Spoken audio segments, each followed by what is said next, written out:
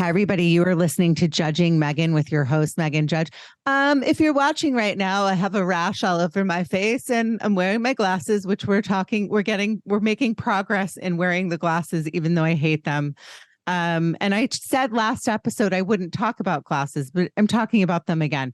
My face is so red. I broke out in some weird, I don't know what it is because I'm very real with all of you. And Marie, I know you're just meeting me, but whatever, let's get down to it. I had my hysterectomy, which I've loved talking about lately. And my hormones took this like wild dip. And I have been in such a massive depression because my body, even though they left my ovaries in, sorry for the boys that are listening, I know this is hot. My hormones took such a huge dip that all of a sudden I was like in my room, like listening to like Celine Dion, like all by myself and like crying like 24 hours a day. So then I go to my hormone doctor who I'm obsessed with, shout out Dr. Shaw, and she puts me on this estrogen patch. And so yesterday or the day before, I started breaking out in this horrific red rash.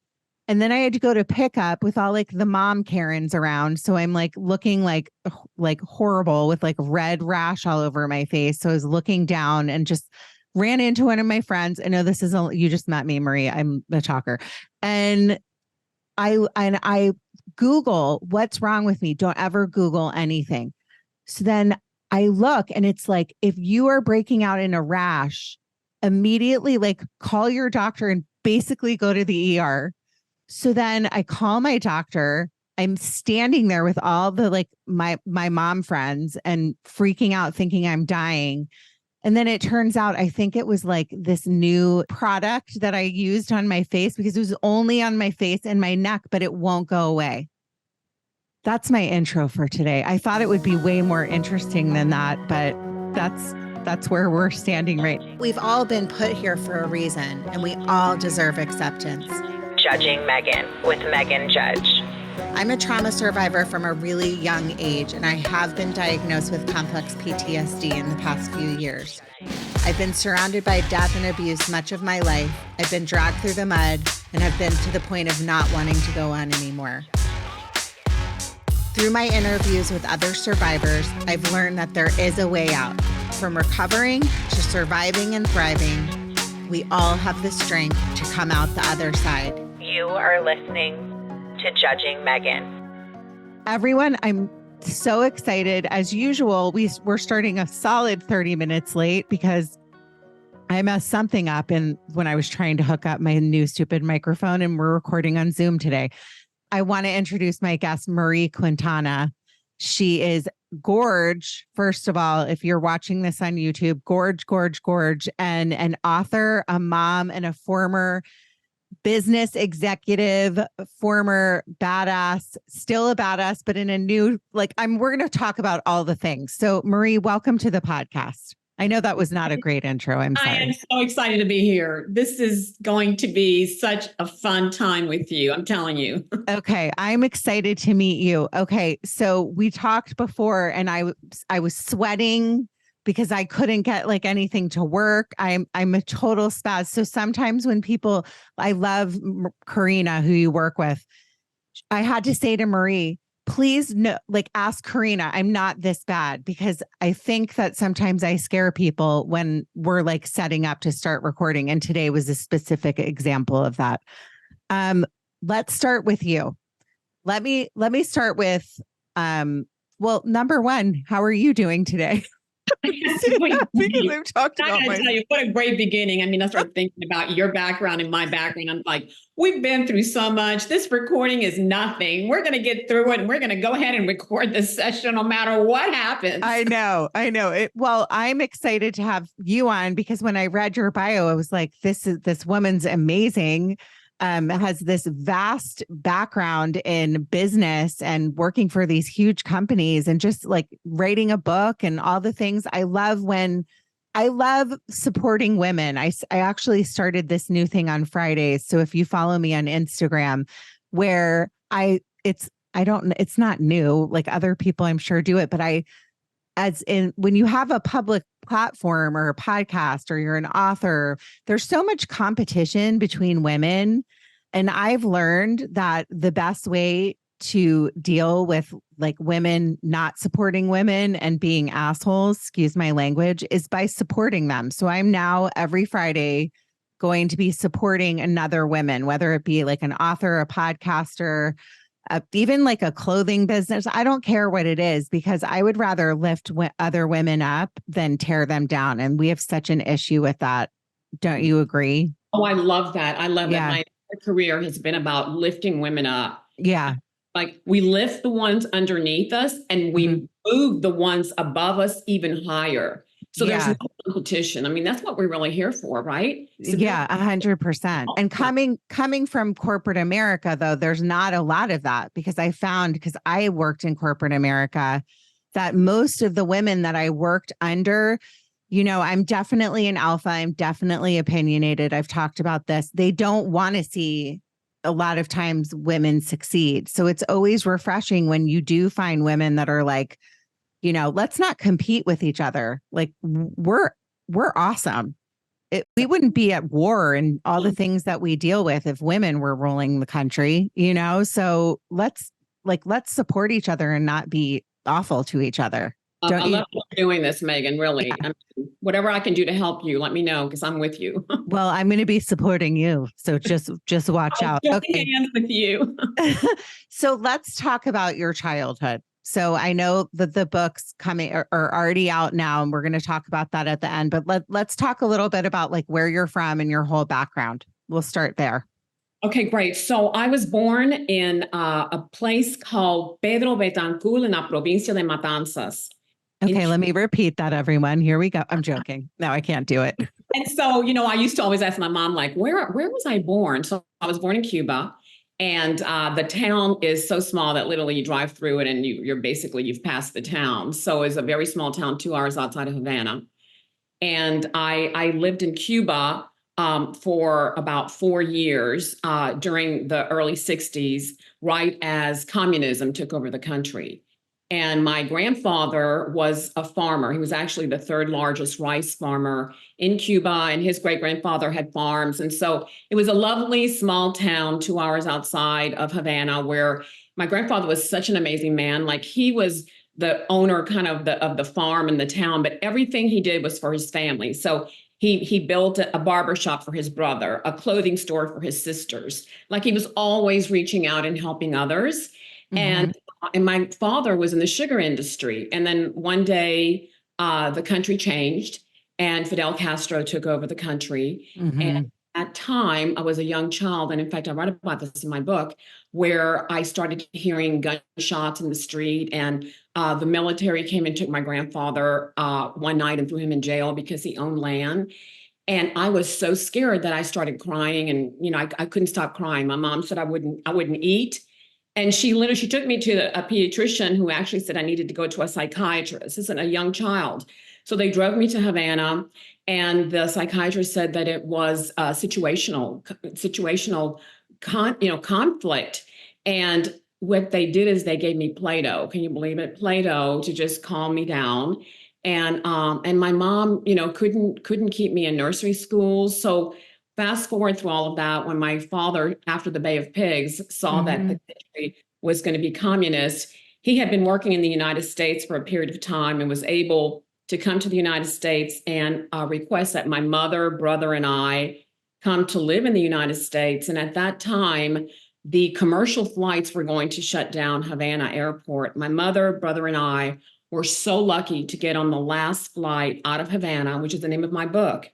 We were on the last flight. It happened to be a Delta flight that shut down Havana Airport, and it flew to New Orleans. So we landed in New Orleans and literally moved to a housing project. So I lived in a refugee project with my family. We were only able to take 40 pounds of clothing out for the whole family. And I go into a lot more detail in my book in that first chapter. And it was through my mother's eyes that I was able to actually, you know, write all of the emotion and everything that she went through. And And so, Megan, I was the oldest. I was the oldest in the family, and my family didn't speak English, and I had to learn to speak English very rapidly. And so we left New Orleans and settled in a very small town outside of New Orleans called Reserve, Louisiana, on the Mississippi River. We were the first Hispanics there. And it was hard, and it was hard. And, assimilation is very difficult. I mean, when you're living through as a child, you're like, why aren't people understanding us and making fun of us? And we can't. I was telling my parents, don't speak Spanish when we go out to the stores because people are going to look at us and, talk about us. So it was. Can I just ask you? I mean, that is the complex I'm sure you have complex PTSD. I was diagnosed from childhood. So like you were so young, hearing the gunshots. I mean, it breaks my heart because you think about what's going on all over the world with all these wars and how many young kids are going through the whole cycle of trauma again. And what, like, traumatic. You're absolutely you don't deserve it. You're a child. Like, like all kids want to do is go to school, learn, run around. What was that like? Just going back a little bit and going back to that, the Play-Doh story too, like that they just probably didn't know how to deal with it. How you must have been really little. You were in preschool or something? I was 3 years old, three. Okay. Yeah. And so I was I remember the feeling of fear. Like, I don't remember everything that happened, but I remember I was so scared. And I do remember that the only place I felt safe was under my bed. Or under my parents' bed, actually, because I think I was sleeping in a crib. But I was so scared. And my mom said it got to the point where if a stranger would walk into the house, I would start crying and run and dive under the bed.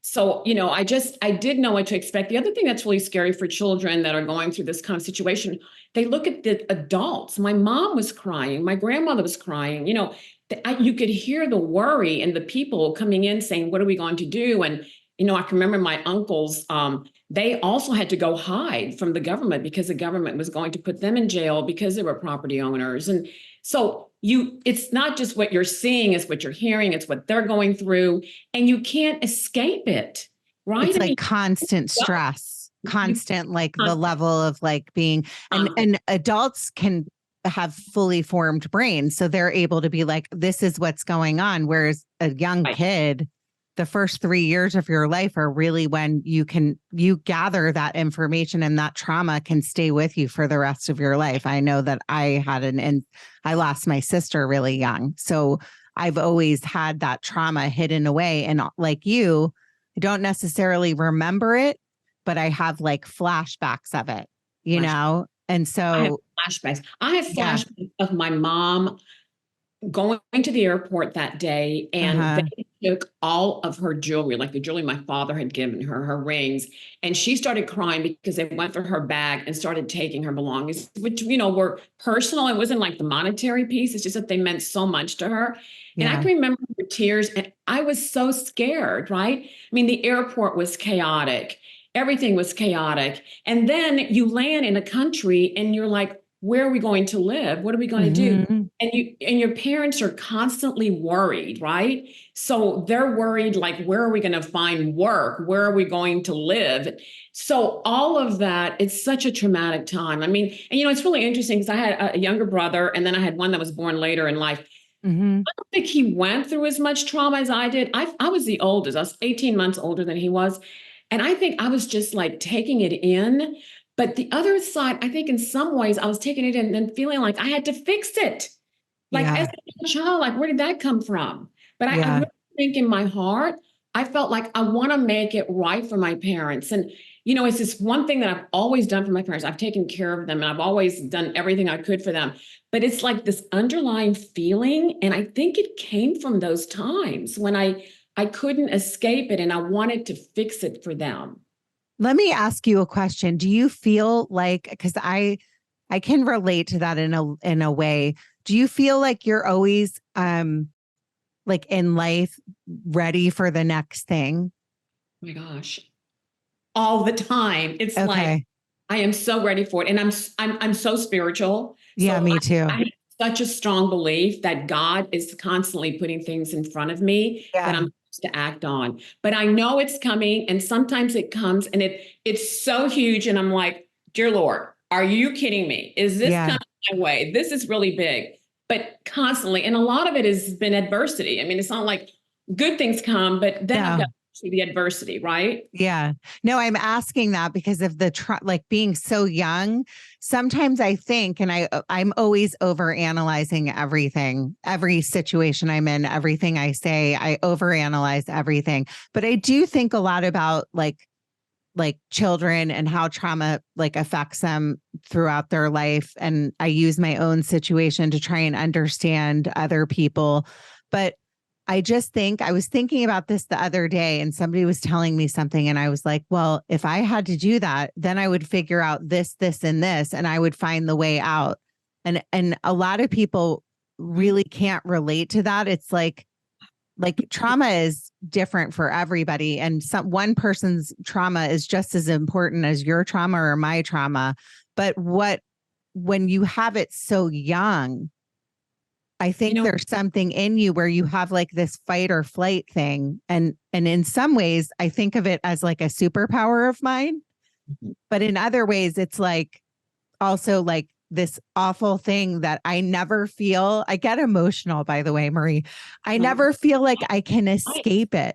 And I always feel like I'm ready for the next thing. And I don't know. I'm asking you that because I'm sure you can relate to that. I'm actually having like a moment of like, oh my gosh, you're like touching on such a special place in my heart that probably I haven't had this conversation with other people before because you're so right. I mean, when I meet someone, they're like, oh, you're Hispanic. Oh, that's great. You came from Cuba. Oh, that's great. Blah, blah, blah. And, I always look at them like, you don't know my story. And in fact, it brings tears to my eyes because they don't know that little girl that was so scared, and that little girl that wanted to hide, and that girl that, little girl that cried. And then you're right. I mean, I have this unbelievable feeling like the next shoe's going to drop, right? Something's going to happen. And I got to be ready. And so you're on guard in a sense, right? You're not totally relaxed because it, first of all, it can happen, right? It happened. And like people say, oh, it'll never happen to me. It happened. Like a very traumatic situation happened when you're very young. And, I mean, everybody goes through counseling and you kind of unwind all these different things and decisions that you make and why did you make them? But, those moments, I don't think I probably have spent enough time really kind of going deeper into that and what that has done to mold the person that I am. And, I mean, I can, like I always tell people, I can walk through fire and get to the other side. I know I can't. But when I take a breath and I say, how did I do that? I did it because that little girl started in a really traumatic situation. And she learned some things that, unfortunately, you almost have to go through it to know it, right? I mean, you can't 100%. unless you go through it, right? Yeah. Yeah. I mean, what I like to do is like take myself out of, and I'm learning this as I get older. I mean, I hate aging. I talk about it all the time. I'm super vain. But I also think of it as just such a superpower and a strength because I'm learning so much. But I do think of my little three, like I was 2 when my stuff happened, that I look at that little 2-year-old and I just want to like hug her. And I think that you want to hug your little self and say, it's okay. The other piece of what you said too, that struck me is when you're a child of war, because you were a child of war, you probably have a lot more compassion for people that are struggling to flee. And I'm not trying to get political because I do sometimes, but just I think that people need to take a step back and understand, that there's migrants coming into this country and it's a big problem and nobody will say it's not. Right. But just like take yourself out of it and think about those young children and those parents that are like leaving. I live in California. We have a major issue. You live in Texas, right. But just like take the human component of it, of like, the trauma that young child that's being crossed over a river because they're going through such turmoil in their own country that their parents are willing to pick them up out of a crib and escape to like basically have the chance of probably getting shot and killed or dying in the elements. Like, I wish that people would like kind of understand that and come from more of a place of compassion. And I'm wondering how you feel about that without really getting political, because everyone knows it's an issue, but it's just something I think about. And especially with your story of like, I'm sure the racism that you encountered and the, you know, people just not understanding, like, why aren't you speaking English? Like all the things you must have encountered. Do you mind speaking on Oh, that? absolutely. No, I don't mind. I mean, and you're right. I have such a huge heart. I mean, these children did not ask to be there, right? That's in the middle of their prime, baby age. And Yeah. it's interesting, when I put this book out, my daughter works in the tech world and she works a lot with immigrants in San Francisco from India and other countries who have read my book. Men, I couldn't believe this, who have related to the story from an immigrant standpoint, from India and from all these other places. And they're like men that say, you know what, I was never able to talk about it as a child.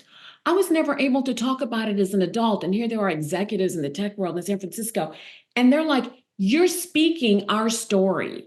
Like you're speaking the pain that I went through that I could never share with anyone. Like they've been afraid to talk about it. Maybe But because why? Why can't they? and maybe because it makes them weak. Maybe because I don't Yeah. know. It's not right. We should always be able We to should be that we have to tell more of these stories and we have humanize what story. happened to everybody. You're Because right. You know what? yeah. Her boss, I couldn't believe it. Her boss wanted to have a half-hour conference call with me last week. And, he's from, the Middle East. And he said, I just want you to know, because you were so transparent and you put your life out in the book, she goes, it is my life too. And I just wanted to have this conference call with you. And I want to talk about it with my team because I've never been able to talk about it. You're giving me permission to talk about my story. And right there in the conference call, he starts crying and telling me his story. I couldn't believe it. I mean, he had to leave Beirut and he had to go here. He missed his wedding. I mean, horrible stories about his family being, split. And so, you know what? We're all human, Meghan. And that's the beautiful story about it. And once we tell our story from our heart, and once we're not perfect, like you always said, I mean, but we've gone through this trauma. We have hurt. We have pain. And when we know our story, and I always say, you don't know me unless you've walked a day in my shoes. Understand us, understand me from who I am and where I've come from. Then you can really open up. And let me tell you something, the relationships afterwards are so much more meaningful. I mean, you get to a point in time where you're just taking this in and it's making you a better person for knowing their story. I And agree. that's really what it's about. I mean, I'm so fortunate to be talking to you because I really applaud you doing this and allowing other people to share their stories from their hearts, because that's really what it's about, right?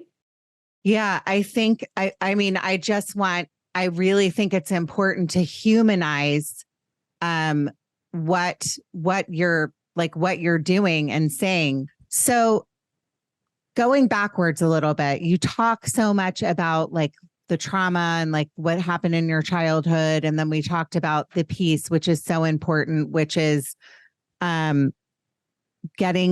getting past some of this, like moving to the US, what it was like. Can you kind of go more into that with what it was like being new in the country and not speaking English and how people treated you? Can you talk about that a little bit more? Absolutely, yes. And like I said, it was very difficult because I was the oldest child and I just felt so sorry and bad for my parents. So that was another component of, being a child and going through this. When we moved to a small town in Reserve, Louisiana, we were the only Hispanics there. And I talk about this chapter in my book. I call it the white dress day. This really epitomizes what I went through because I was trying to fit into the school and I was being teased and called names every day. And I didn't understand the teacher. And one day the teacher says, we're going to have picture day. And she says, we're going to be dressed in whatever. And I understood all white. I ran home and told my mom I needed to find an all white outfit somehow, which we didn't have any money, but she somehow found a way to get material. She sewed a white shirt and a white skirt. we were able to borrow some white shoes and white socks. And I went to school. My dad took me to school that day. I never forget it, in this complete white outfit. And we had this rickety dick car that, my dad had borrowed from someone. And I can remember pulling into the schoolyard and looking out at the schoolyard, and there were children with every color of the rainbow. And I realized I got the instructions wrong. And I can remember, this story still brings me to tears, because I remember looking at my dad and saying, I can't do this. You've got to take me home. Yeah. And my dad's like, he pulls up to where he was going to drop me off. And he says, you need to get out of the bus. I said, Daddy, please. I said, I'm going to be sick. I literally felt like I was going to vomit. And he's like, no, we've been through so much, and we've been able to get through it. And this is going to be a really hard day for you, but you're going to be able to get through this day, and you're going to be able to get through other days. And I love you, and you need to go. And I can remember going out of the car, shaking, so upset. And that day was horrible. They pointed fingers, they teased me. But out of that day came this whole realization. I call it my defining moment. Yeah. And since then, I've had so many defining moments like that, which were such a difficult time that I had to get through. But I got through the day, and I realized that, we're going to have to just pull together as a family and help each other when we go out. And that's when I decided, okay, well, don't speak too loud. Don't speak too loud. Try not to speak Spanish. And then later I started making friends and, bringing friends. And I went through this whole cultural issue. That's another thing, is that I got to a point where I didn't want to be Cuban anymore. I didn't want to be Hispanic. I just wanted to be American. It was so difficult for me. It was so emotionally hard for me to be living in these two worlds. Yeah. And I just wanted one world to go away, and I just wanted to be American. And I talk about that in the book, because for me, it was like, I didn't, and the other thing is, like, my parents couldn't watch Spanish TV. They didn't have it. The only thing they could find was like Lucy and Desi Arnaz, and, and Desi Arnaz was being made fun of all the time because he was funny. But we thought, oh, well, there's a Cuban on TV, but everybody laughs at him, We didn't have like Telemundo, Univision, and all those shows, and people forget. It's 3% of the population of the United States was Hispanic. It was like, really, it was a small group. Yeah.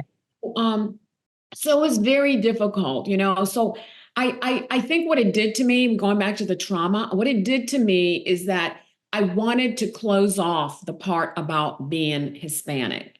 And I write about that. Let me tell you something. It was really hard to write this book. Talk about being vulnerable and really, putting all of your feelings out there. Like I said, it was one of the most courageous things I've ever done, is to write about this kind of thing where I didn't feel like I fit in, and I didn't want to be Hispanic. So I moved away from my culture for as much as I could. I got married to someone with an American name, and then I'm like, okay, well, that's it. I'm not Cuban anymore. I'm this other name. And so, all of this is going on. It's like a horrible identity crisis. It's so unfair. It's so unfair to have to like not understand. And you were still a kid. Like, what's wrong with me? Why do I have to be different? Right. Right. And then if you go back and you look at all the reasons why, you're like, now I get it. I understand why I had to do that. It was just survive. Right. I had to survive for me, but I had to survive for my family too. And many times they kind of looked weird, and they kind of did different things that they shouldn't do. And we always ate Cuban food. And I'm like, I'm not having anybody over here. We have to eat American food. We've got to eat those crawfish. Like, we're not eating those things, those bugs. We're not eating that, the American. So it's all, part of just getting through, especially your teenage years. I can remember going through the teenage years, and I write about this in my book. I went out with this one guy, and I was so excited. I met him. I was probably in high school, and he was, I think, a freshman in college. Maybe I was a junior in high school. And we had dated for, a month or two. And one day he says, I need to stop by my house. He lived outside of New Orleans, and run and get something in his house. And so I was in the car, and he said, you need to get down on the floor because my father does not like Cubans. Like in the floor of the car. So his father doesn't see that I was sitting in there. So was that like a life defining moment, like that you realized? Not a defining moment, but it was so hurtful. Yeah. It was so hurtful. Like, he doesn't like them. Like, what have we done? What have I done? Right? It was, I think that this is so common though. I'm thinking back on like a story that there was a boy in my class and he was Italian and his mom would make him like Nutella sandwiches, like when we were kids. And I went to a very small, like Catholic school, like everybody was from DC. I grew up in DC. Everyone was from the area. And we had this one boy in our class, and he was from like his parents moved here and he was from Italy, and he had different traditions and different things that nobody else in the class could understand. And I do remember like kids kind of making fun of him because of what he would bring to eat for lunch. And I think that I know that things have changed, you know, meaning like just how people have to like come to our country and really adapt to like being American and the American traditions. But I would hope that like in time, people talk more about, well, they come from like so and so, and like this is what we celebrate. Whereas I remember the boy nobody ever really talked to us, like our teachers, nothing about why he ate, you know, Nutella sandwiches for lunch every day. I think it's really about educating kids about this and parents educating their kids about the differences, accepting the right? differences and celebrating that and Yeah. welcoming that, you know, but you're right. People don't talk about it. And then think about what the child goes through, right? Think about what he felt like when he was being teased, because that's the whole thing. So back to the trauma, all those moments add up, right? I mean, we are who we are because of all the moments that we've had in our lives, right? And they all come together and they make us who we are, good, bad, whatever, you know, and they make us stronger, they make us weaker, you can get through adversity, but those are so hard for kids to go through. And, you know, and you know, there's other things going on with kids, but I think it's just about being really open to people coming from, you know, different walks of life, you know, not even just, you know, from a different country, but just the differences that we bring and the uniqueness that each of us have that makes us who we are, and how beautiful it is that, you know, I'm not exactly like the other person. And it took me a long time, Meghan. So, you know, fast forward through my whole story, I ended up going back to Cuba. So the whole story is I took my mom back. So my cousin is a bishop in the Catholic Church. I literally went back with the Pope Benedict. It was a big, big deal. It was to celebrate the Virgin Mary of Cuba. La Virgen de Cobre. It was her 100th anniversary. And so we went on a plane, and my mom thought she would never go back, like, you know, after 50 years. And so I took her back. I took her back to our home, which was, oh my gosh, I mean, so emotional. And I do talk about that. Yeah. And, you know, I met an aunt who had my baby book. She had been saving my baby book all these years. And there was a little piece of hair in it from my baby hair in the book. And I mean, it was just like, you say this. She goes, I say this because I thought one day I might see you. We can return this to you. I mean, it's like, you know, I mean, there's so much grieving that goes with it. Because, you know, like even when my dad passed away, he wanted to be buried next to his parents. He never saw them again after we left. You know, families are split. This amazing love of just family that sees each other all the time, and, you know, and then remembering and then going back. So when I went back, you know, I talk about, I thought, you know, I thought it was going to be like an amazing trip to give to my mother. And what it was is an amazing trip to give to myself.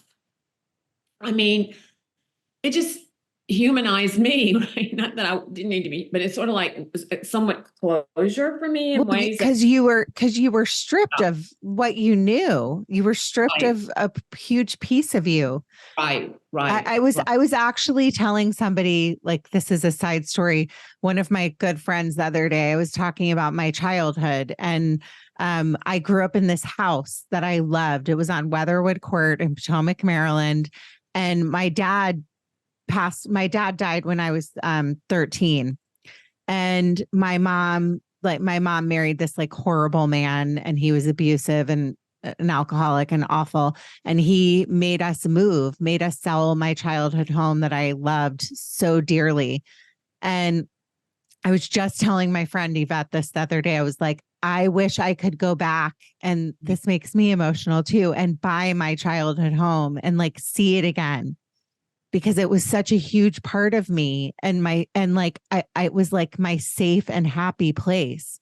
And then I never had like a safe and happy place after that. After like I lost my dad, it wasn't safe and happy anymore.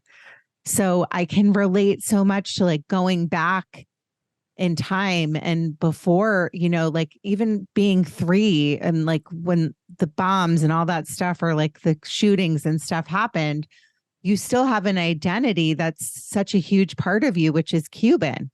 And you had to push that down for so long that it must have been such a breakthrough and so freeing, and like getting the baby book and all of that stuff. It's like such a gift that I think a lot of people will never get, most people will never get that had to flee. Such a gift. I mean, again, I look at all the different moments that, God has put in my path. And I think this, such a God moment for me. And this is when my cousin, who's a bishop, turned around and he said, "It's now time for you to write your book." And that was sort of like a defining moment too. We were on the airplane actually on the way home. And there's a whole other story about that. I was giving out rosaries at the mass, and I was caught on national television giving out rosaries. And I was afraid I wasn't going to be able to get out of the country because it was illegal. Yeah. And people at the airport knew that I was giving out rosaries. Anyway, I did get out, but I won't go back. But it was healing. And, it's not one of those healings that just like heals that moment. It's a healing that continues healing. Mm-hmm. I mean, the book was healing. The book is healing. I mean, and I think whoever reads it, it's it's like I said, it took courage to put your life out there and be very transparent about it. But it's a healing part. And it was a God calling to say, you went through it. There might be other people going through something that maybe you could help them too and inspire them that, healing, it takes a lifetime. It takes a lifetime, Meghan. I mean, you know that. And I've had to heal from many other things since. And you're constantly going through times in your life that are so hard, but that moment, and what a gift that I took my mom back. I mean, she's 96 years old today. She couldn't go back now. It was a moment in time. It's like, don't miss that moment in time when it comes to you. And it's like, it's never going to come again. Right.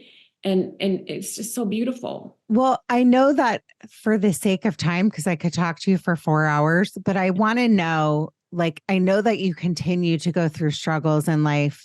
You work, which is, I want to hear briefly, like, if that's okay, about like working up the ladder in corporate America. Are you comfortable just like touching on that? Because I think it's so inspiring that, like your whole story of becoming what you were. But also I want to say, when you tell all this stuff to me, it really reminds me and wants me to tell you how, I always say this and people are probably like, you're so weird, but I'm so proud of you, because I think in life, like, I'm Catholic as well. It makes me emotional. My spirituality is huge to me, and I think it saved my life in a lot of ways. And so I love that, hearing that story, but I talk a lot about purpose-driven lives. Mm-hmm. Like, what's your purpose on this planet?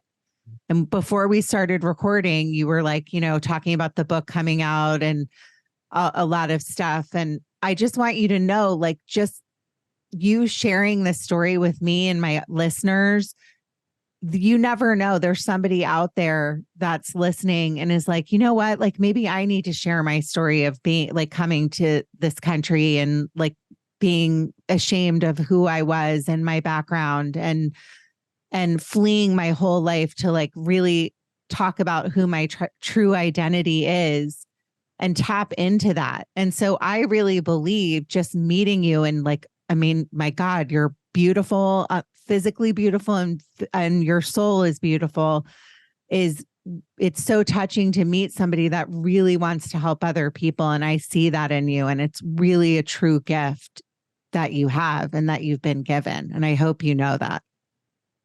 I have such a responsibility. I feel a huge responsibility. God's giving me this. And, when I wanted to run away from that book, he kept saying, you need to do it. You need to do it. Mm-hmm. And legacy is opening the doors for others, which could just mean, I just need a conversation with you, Marie. I just need your help. I mean, whatever it is, like, God's kind of made me a vessel of just being able to know that you can come to me and I'm going to be who I am, because I've been through it, right? I've been through the fire. And the book, and just to go back to the professional question you asked, the book is really personal. So I didn't put any of my professional because, they're all titles. But Yeah. I've been so blessed. My story is going to be like, are you talking about the same person? But I started my career as, believe it or not, as a social worker, and then moved into work for IBM as a systems engineer. And you're like, okay, wait a minute. Like, how did you do that? So IBM at the time had these courses, your 18-month course. I learned assembler programming, which is like the left brain, right brain. I learned because I wanted to learn. I wanted to take the hardest courses at IBM. I wanted to be an engineer if IBM was going to hire me. I didn't want to do the marketing because I thought that was too easy.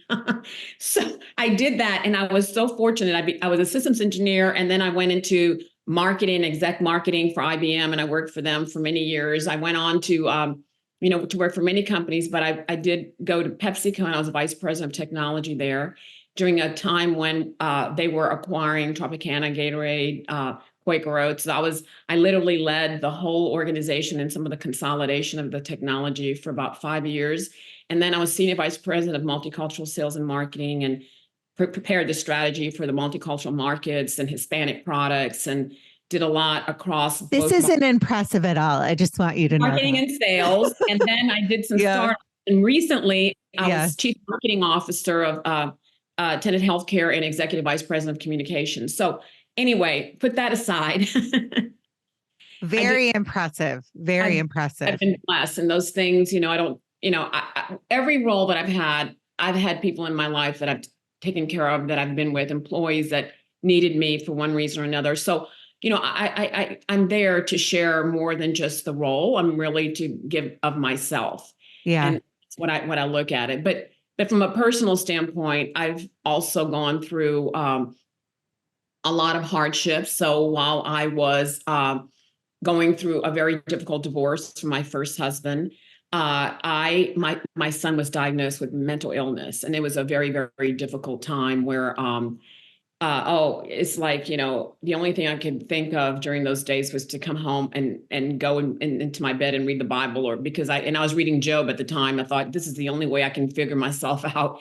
It was a very, very difficult time. It was a very horrible divorce. It went on for 2.5 years and, couldn't shut it down. And, he had, my oldest son had Asperger, and then later, developed, just manic and had some issues. So he went into mental hospital. It's very difficult. I was an executive having to fly back and forth to New York and deal with as a single parent. And then I had 2 other kids. I had twins that were just entering high school, girl, boy.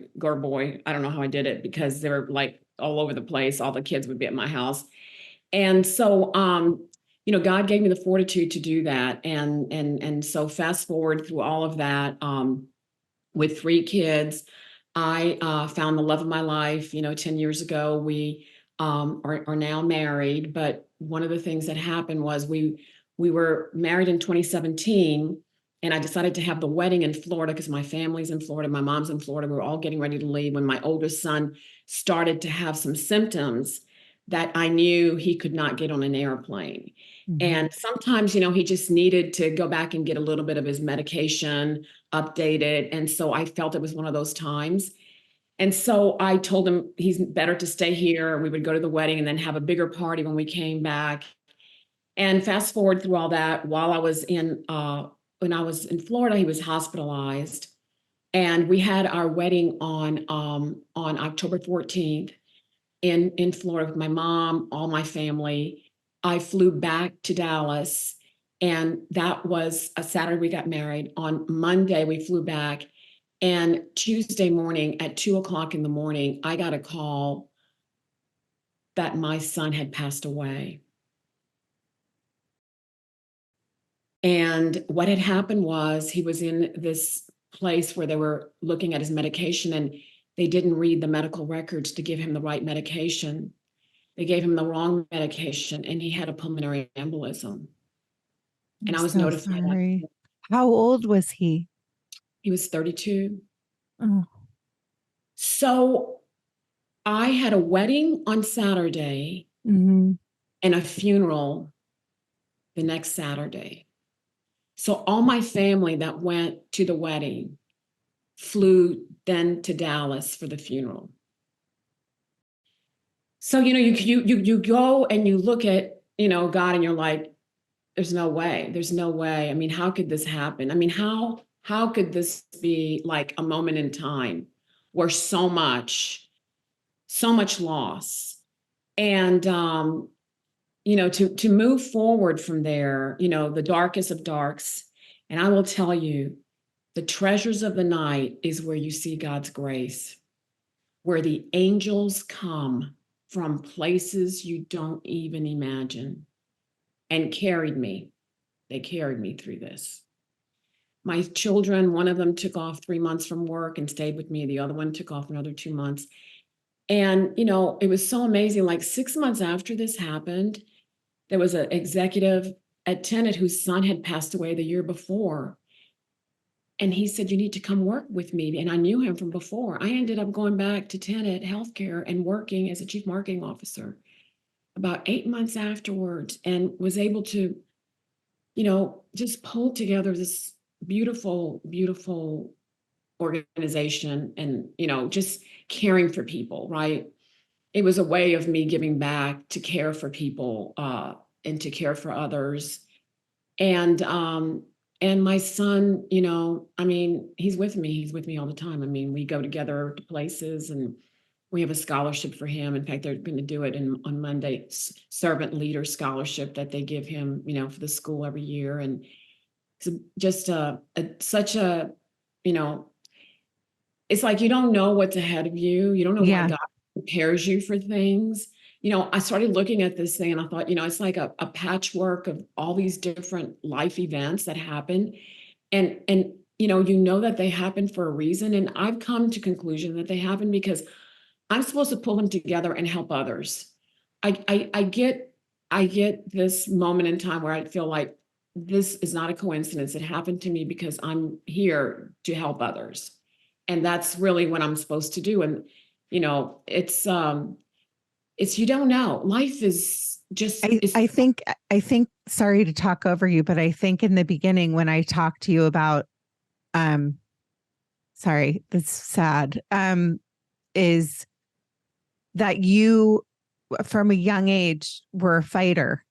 Like, we're fighters, I like to say, I mean, I've lost my sister, my dad, my very best friend, very tragically, lost babies, like, I've gone through it like you in a different way.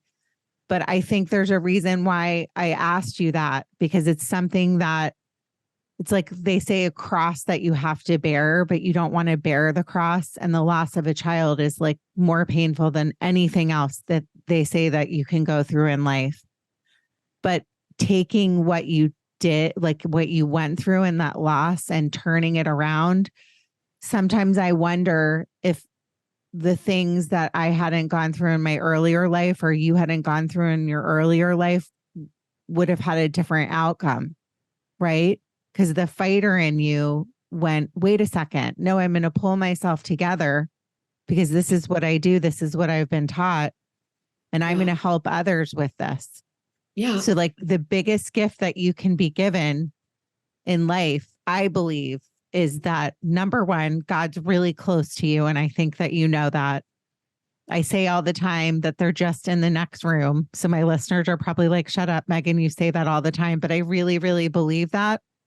I really believe my dad's in the next room. My sister, my very best friend, is more than like in the next room. I think she's like right next to me right now. She's super close. Yeah. And they're all just like waiting for us. Yeah. And so your son's there waiting for you. And he's like, you know what? You still have work to do. So we're going to give you this amazing new partner and this new husband, and he's going to be there to take care of you and help heal you. But you still have work to do. And you're, Marie, like an incredible, incredible lady. And so like just meeting you today and the hot mess that we started out with and like being interrupted midway through the podcast. If I was there with you right now, I would give you a hug and I would tell you that what you're doing and this book is just such a tremendous gift. And just like I say all the time, keep going, keep going. You matter. Your story matters. This story that you share and you carry with you, and the pain is all for a purpose that you don't want. You didn't want to have to go through all that stuff, but it's also like a gift in a weird way, right? Yeah. No, it's just, it's hard to talk about it unless you've been through it, like you said. Yeah.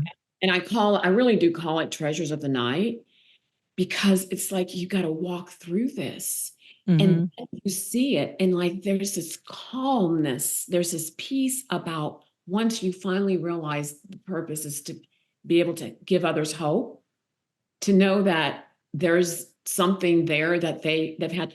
When I was working at this company after my son passed away, I had two administrative assistants who both lost their sons while I was working there. There was no coincidence. And I mentored them. I counseled them. I was going through my grieving, and then two completely different situations. One of them was an overdose and one of them was a motorcycle accident. I mean, who would have said that? I was planted in that role for that reason. I told myself there was more of reason. That was the reason I was there. I mean, things like that happen, I think they happen to me because I'm looking for it. Because I've been so touched by so many things that I know I live in the spiritual world. And I know that what I'm going to expect is going to be something that is going to touch me. It's going to touch others. And that doesn't mean it's not scary. It doesn't mean it doesn't take courage. No, it's hard. And then like it's on to the next thing, like there's no guarantees in life. You do the best you can. It's short. Can't even believe how fast my life is going, but it's like the things that you do in life. It's not about like the bags and the shoes, even though I love a good bag and a good shoe. It's about like, human connection, purpose, all the things that you're talking about. For my listeners, I want you to tell them where they can find you and what the book is called and where it's available. Okay. The book is called The Last Flight from Havana. You could either go to my website, Marie Quintana, Quintana.com, or you can go to Amazon and buy it there. And I would love to continue talking with you too. I know this could be like a 2-hour podcast, and then it will be like go down again and everything will shut down.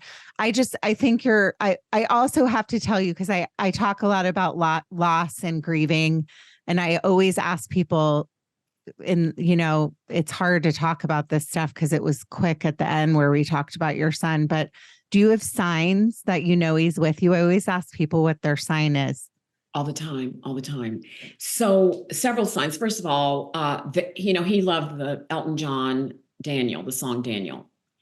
And we used to go to the store together on Sundays, the grocery store. And there have been at least 50 times when I'm in my car driving to the grocery store and I'm by myself and the song plays out of the blue. I mean, just like I'm on a different station where Elton John doesn't play, whatever, and all the words of the songs are about him. I mean, it's like I'm leaving church by myself the other day and I actually lit a candle for him and I'm in my car and I was thinking about him. I turn on the radio and there's the song. It happens so many times. I actually just go to my phone and I write it because there's been it's like hundreds of times. Yeah.